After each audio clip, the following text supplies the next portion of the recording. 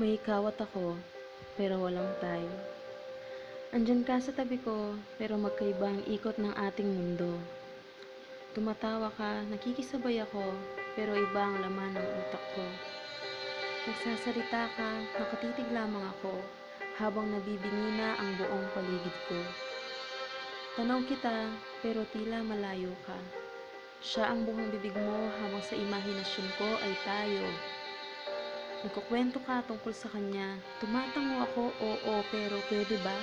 Hindi ako interesado. Nananatili akong tenga para sa iyong mga salita. Para akong makinangtang o natango ng tango sa mga hiniin mo.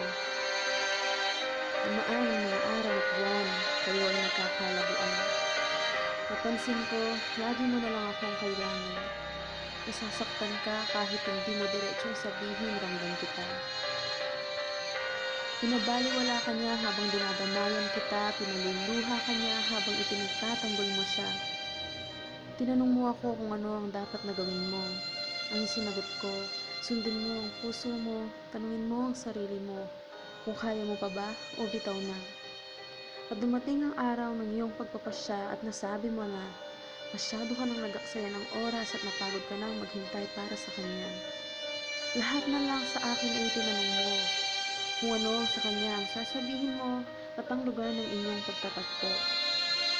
Matagal natin inisip lahat at nagdesisyon ka ng buo, tatapusin mo na lahat sa inyo. Ngunit hindi mo nagawa sa unang beses ng iyong pagtatangka. Nagmukha ka pang kaawa-awa habang siya ay kay binabaliwala. Pagkatapos ng ilang linggo, ganun pa din kayo. Pinapili mo siya kung siya'y mananatili o lalayo.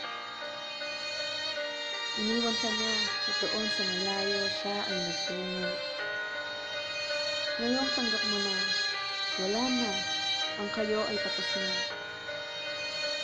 May tanong ako sa iyo, sa ikaw at ako, imposible ba talagang magkaroon ng tayo?